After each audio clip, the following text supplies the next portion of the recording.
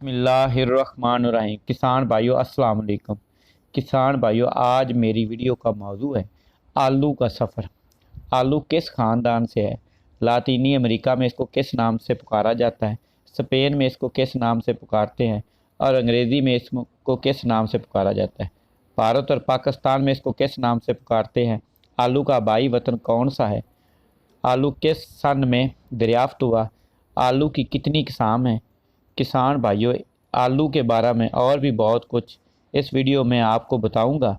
इससे पहले कि मैं आपको आलू के बारे में बताऊं, वीडियो को लाइक करें और मेरा चैनल किसान एंड को सब्सक्राइब करें और घंटी के बटन को दबाएं ताकि मेरी हर नई आने वाली वीडियो आपको बर वक्त मिल सके। किसान भाइयों, आलू पौधों के ख़ानदान सोलेनेसी से तल्लक़ रखता है। इस ख़ानदान में चंद अहम सब्ज़ियाँ मसलन टमाटर, सुरख मिर्च, शिमला मिर्च, बैंगन शामिल है। आलू का नबाताती नाम सोलोनेम ट्यूबरसेम है। दुनिया के मुख्तलिफ ममालिक में इसे मुख्तलिफ नामों से पुकारा जाता है। लातीनी अमेरिका में इसे प्यूपा, जबकि स्पेन में इसे पटाटा कहा जाता है। अंग्रेज़ी में इसे पोटैटो कहा जाता है। भारत और पाकिस्तान में लोग इसे आलू ही कहते हैं। किसान भाइयों, मौरखीन के मुताबिक आलू का आबाई वतन अमेरिका में है, जो कि बोलिविया और पेरू के दरमियानी सरहद सतह समुंदर से 3800 मीटर ऊंचाई पर वाक़ है। इस इलाके में अब भी आलू की कुदरती या जंगली किस्म के पौधे मौजूद हैं। आलू के बारे में बाकायदा तहकीक का आगाज़ आज से तकरीबन 7000 साल कबल शुरू हुआ। मौरखीन कहते हैं जनूबी अमेरिका में आलू की तकरीबन 200 जंगली किस्म अब भी मौजूद हैं। वेस्ट इंडीज़ ऐसा मुल्क है जहाँ पर ज़मींदारों ने मेहनत से ऐसी किस्म का इंतखाब किया जो खुर्दनी किस्म का आलू और सारी दुनिया में खाया जाता है। इनके मुताबिक आलू के ख़ानदान के पौधों में 5000 किस्म वहाँ मौजूद हैं। याद रखें, वेस्ट इंडीज़ के ज़मींदार आलू के अलावा टमाटर, लोबिया और मकई भी काश्त करते हैं। ताम आलू की काश्त वादी क्यूसोचुआ में कामयाबी से हो रही है। ये वादी सतह समुंदर से 3100 से 3500 मीटर ऊंची है। ज़मींदारों ने वेस्ट इंडीज़ में एक और किस्म का इंतखाब भी किया है जो कोरे का सख्त मुकाबला कर सकती है। किसान भाइयों, अल्फेंटेंड्रा, जो कि पूना जून की काश्त होती है, 1500 बाद मसीह जब ज़राअत इतनी तरक्की पर ना थी, उस वक़्त आयाचुआ वादी हैरोसेरिजेशन में रहती थी। इस ज़माने में इसी दौरान टाटिका झील के साथ एक शहर थायोचुआ आबाद हुआ। वहाँ नई टेक्नोलॉजी के साथ खेत से टीटिका का पानी की फराहमी के लिए नहरी निज़ाम कायम हुआ। ज़मींदार 10 टन फी हेक्टर पैदावार ले रहे थे। 1800 बाद कबल मसीह तहज़ीबों पर ज़वाल आया और यूरोपी यूं ही नई तहज़ीबों 400 बाद कबल मसीह नमूदार हुई। 100 साल तक ये कोलंबियन अमेरिका की बड़ी हुकूमत थी, जो मौजूदा दौर का अर्जेंटाइन है।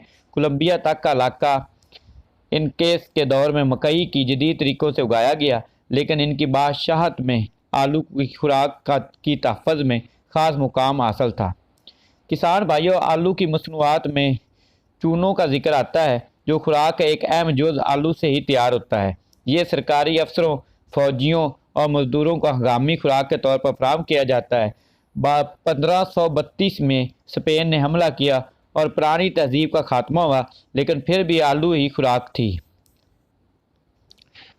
1532 ता 1572 बाद मसीह एंडस जनूबी अमेरिका से आलू का सफ़र अफसोसनाक वाक़े से शुरू हुआ यूं कि स्पेन ने पेरू को फतह किया और इनके तहज़ीब को ख़त्म कर दिया। तकरीबन आधी आबादी बीमारियों की वजह से अमवात का शिकार हुई।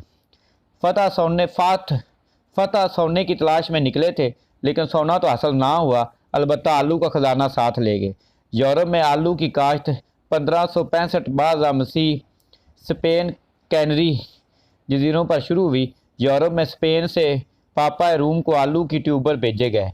रूम से पापा के सफ़र का, जो कि मूंस में थे, वहाँ आलू पहुँचा। वहाँ से एक महर नबातात ने वियना में इसे मुतारफ़ करवाया। लंदन में आलू की काश्त 1597 में शुरू हुई और इसी दौरान फ्रांस और हॉलैंड में इसकी काश्त हुई। यूरोप में इसकी नबाताती बाग लगाया गया, यूँ इसकी अहमियत उजागर ना हुई। यूरोपी बाशिंदों ने इसके फूलों को खुशआइंदा करार दिया, जबकि इसके ट्यूबर को सूर और गरीबों की खुराक गर्दाना गया। ताहम तोहम प्रस्त काश्तकार आलू को एक जहरीला पौधा समझते थे। इसके बाद यूरोप में आलू का इस्तेमाल खुराक के तौर पर शुरू हुआ। मलाह आलू को खुराक के तौर पर साथ ले जाने लगे। यहाँ से 17वीं सदी में आलू भारत, चीन और जापान में पहुँचा।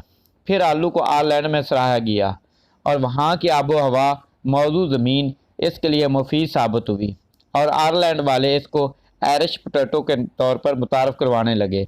आलू का पौधा एक साला होता है और इसके बाद एक साल लंबे दिनों बाद कम दिनों वाली होती हैं।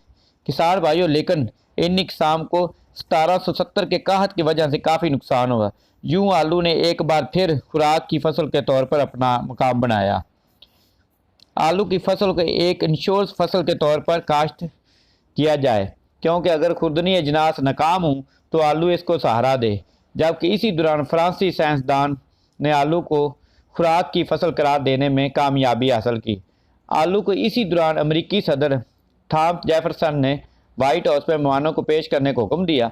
शुरू में यूरोप में इसकी मुखालफत के बावजूद यूरोपीय ज़िम्मेदारों और साथ ही रूसी ज़िम्मेदारों ने जहाँ पर आलू को शितानी सेब कहते थे, आलू की बड़े पैमाने पर काश्त शुरू की। नेपोलियन की जंग के दौरान आलू एक खुराक का ज़ख़ीरा 1885 में खुराक की फसल बन गया।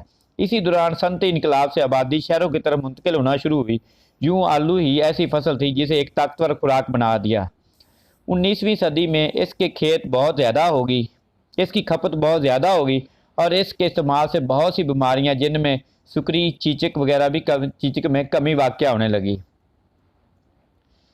किसान भाइयों, 1844-45 में आलू का कहत आया। पछेता जलसाव इसके खात्मे का सबब बना। इस बीमारी ने बेल्जियम से रूस तक इस फसल को तबाह कर दिया। सबसे ज़्यादा नुकसान आयरलैंड में हुआ, जहाँ पर 50% लोग आलू इस्तेमाल कर रहे थे। 1845-48 के दौरान इस बीमारी ने आलू की तीनों फसलों को तबाह कर दिया, जिससे 10 लाख अफराद लुकमा अजल बने। इस सूरत हाल से निपटने के लिए आयरलैंड हुकूमत ने इस बीमारी के खिलाफ कुव्वत मदाफ़ियत रखने वाली इक़साम पर काम शुरू किया। ब्रीडर्स ने यूरोप, जनूबी अमरीका और चिली से नया प्लाज्म हासिल किया और नई इक़साम पैदा की, जो आज तक कामयाबी से काश्त की जाती हैं। किसान भाइयों, आलू की मकबूलियत में यूरोपीय कॉलोनी का बहुत बड़ा किरदार है। कॉलोनी वाले इसको दुनिया के कोनों तक ले गए। कॉलोनी गवर्नर और मिस्र ने बंगाली, मिस्र, मोरक्को बशमूल नाइजीरिया में इसकी काश्त की। ज़िम्मेदार इसको ऑस्ट्रेलिया, जनूबी अमरीका ले गए। फिर अर्जेंटाइन और ब्राज़ील में भी आलू की काश्त को फ़रोग़ हासिल हुआ। किसान भाइयों, एशिया में आलू तुर्की से रूस, वहाँ से मगरबी चीन, फिर कोरिया, ताजिकिस्तान की पहाड़ी वादियों में आलू की पुरानी का इकसाम काश्त हुई। 20वीं सदी में आलू एक ग्लोबल फूड के नाम से नमूदार हुआ। दूसरी जंग अजीम के इख्तिताम पर जर्मनी और बरतानिया में काश्त के काबिल ज़मीन को आलू के लिए मुख्तस कर दिया गया। इसी दौरान बेलारस और पोलैंड में आलू की काश्त शुरू हुई। आलू 1920 में स्नैक फूड के तौर पर 1920 में आलू छीलने की मशीन बनने के बाद हुआ। मैकडॉनल्ड ने 1957 में लाखों डॉलर से फ्रेंच फ्राइज़ का काम शुरू किया, अब तक जारी सारी है। 1957 ही में एक कैनेडियन कंपनी माइकिन ने फ्रीज़म फ्रेंच फ्राइज़ का काम शुरू किया। उन्होंने 57 मराकज़ कायम किए। अब दुनिया के तकरीबन 1.3 हिस्से को फ्रेंच फ्राइज़ ये कंपनी सप्लाई करती है और लाखों डॉलर कमा रही है। किसान भाइयों, 1960 के बाद आलू की मांग और काश्त में बेपनाह इजाफा हुआ। भारत में चीन ने 1960 में 16 मिलियन टन से पैदावार बढ़ाकर 2006 में 100 मिलियन टन तक पहुंचा दी, जबकि सोवियत यूनियन में आलू की सालाना पैदावार 100 मिलियन टन तक पहुंच गई। बांग्लादेश में सियाली फसल के तौर पर इसकी काश्त शुरू हुई। अफ्रीका में आलू को एक तरजीही फसल के तौर पर काश्त किया जाता था और अब कैमरून, कीनिया, मलावी और रवांडा में इसकी काश्त बढ़ रही है। किसान भाइयों, लेसिथू की पहाड़ी वादियों में ज़िम्मेदार मकई से आलू की तरफ पलट रहे हैं। इस ज़मन में अदारा खुराक व ज़राअत अक़वाम मुत्तहिदा ने वायरस फ्री ट्यूबर्स काश्तकारों को फराहम करने के प्रोग्राम पर अमल दरामद शुरू किया है। चीन में ज़रई माहिरीन कहते हैं कि 60% लोगों की ग़िज़ा आलू है और इसकी पैदावार में 30% इजाफा हो सकता है। किसान भाइयों, अगर आपको मेरी ये वीडियो पसंद आई हो तो मेरा चैनल किसान एंड को ज़रूर सब्सक्राइब करें और बेल आइकॉन को दबाएं। अल्लाह हाफिज़।